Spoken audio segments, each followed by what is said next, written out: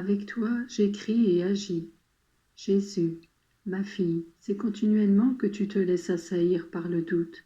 Souviens-toi que c'est le seul moyen de faire triompher le malin.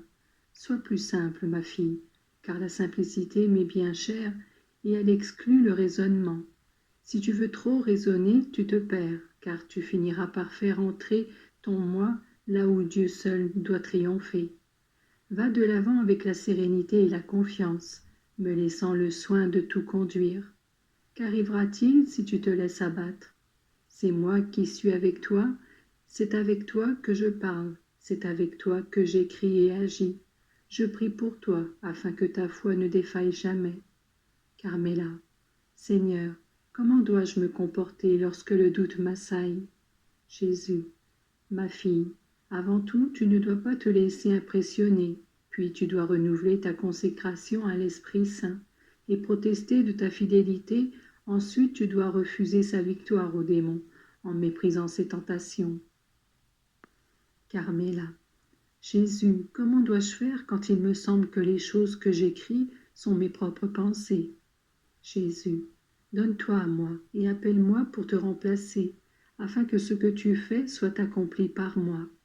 Ma fille, reste dans mon cœur et dans ma grâce. Abandonne-toi sur mon cœur et vis confiante et sereine. Ne te laisse pas impressionner parce que le malin peut te souffler et par les difficultés qu'il peut te susciter. C'est son art et s'il peut t'abattre spirituellement et moralement, il est heureux. Au sens satanique, car le démon ne pourra jamais être heureux. De pouvoir t'enlever cet enthousiasme qui, accompagnant les choses de Dieu, les rend plus facilement communicables aux autres. Sois bien attentive en cela, et laisse-toi conduire par moi. Rappelle-toi que, si ce qui t'arrive n'était pas voulu par moi, je seconderais moi-même ta volonté.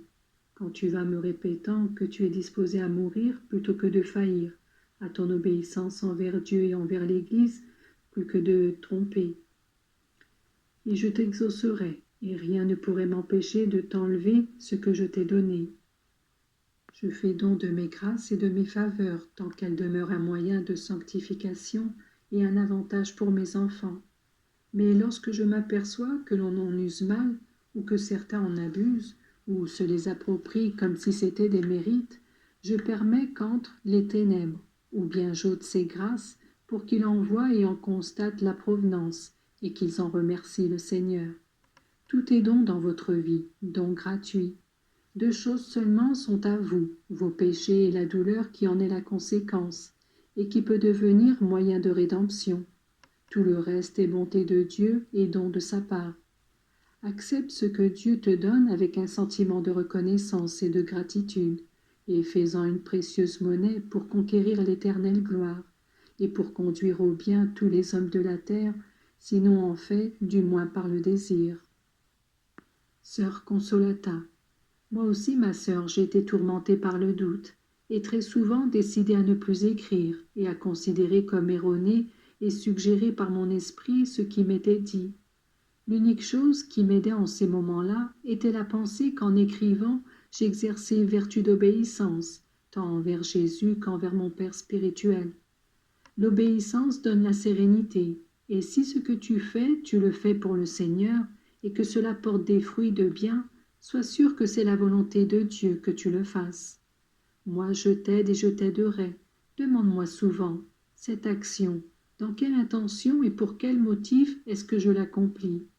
Si l'intention est bonne et qu'il n'y entre aucun motif de vaine gloire ou d'intérêt, sois sûr que c'est bien et que ton action donne gloire à Dieu. Quand tu te sens agité et préoccupé par le doute, invoque-moi, et je prierai le Seigneur pour qu'il t'en délivre si c'est mieux pour toi, et qu'il te donne le mérite de la foi, même si la lumière ne peut être toujours très claire.